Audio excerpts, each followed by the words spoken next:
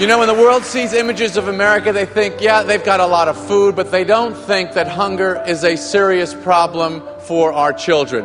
And it is, and Chef Bruno Serato knows that. 7 nights a week, he is making sure they don't go to bed hungry. Ladies and gentlemen, please join me in honoring CNN hero Bruno Serato.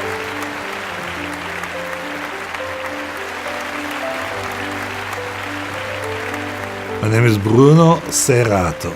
My passion, besides food, is feeding the poor children in America.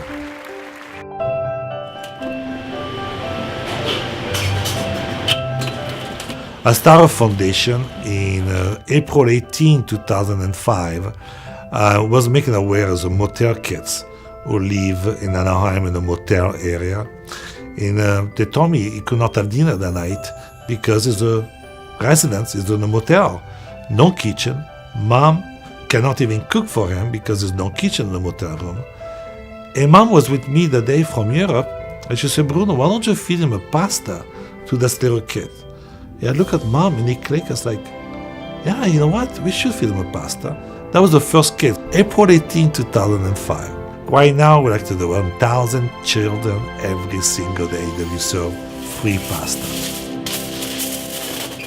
Are you ready? Let's go serve the pasta to the children. Viva la pasta!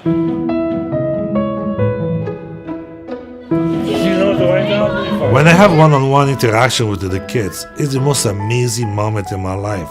I get hugged, I get high five, I get kissed. They're like, oh, your spaghetti with tomato sauce are the best one ever. And when you hear that from children, that is what I want. That's the best review. And if I were to rate this pasta, I'd rate it a 10. How's the pasta?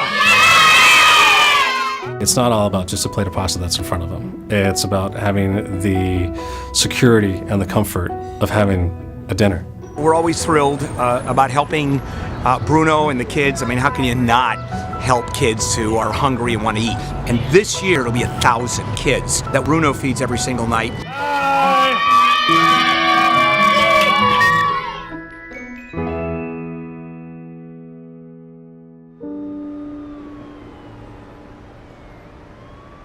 What a motel kid is, it's a child of a family who lives in a motel, who literally live in a motel.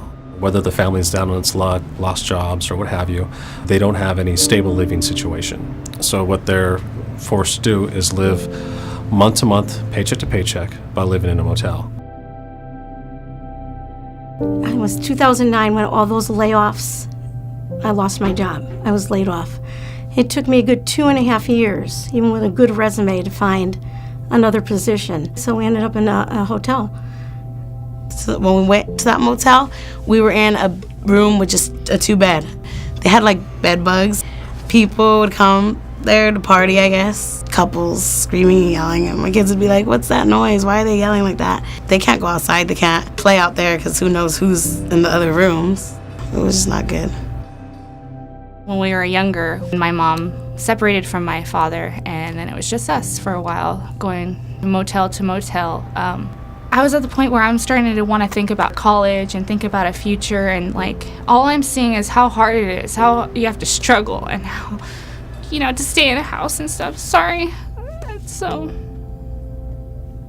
it was just like hard to think about how I'm gonna get ahead in life. In motel rooms, a lot of time you find prostitution, drug addict, drug dealer. And some family was lost job and work are stuck in this room, and it's kind of sad because the kids is with a very bad environment. The sooner they move, the sooner safety for the kids. Living paycheck to paycheck, you can't save enough money for a down payment. You can't save enough money for the first and last month's rent.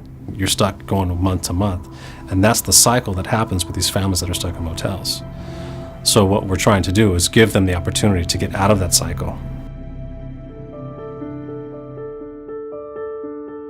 I started to do charity.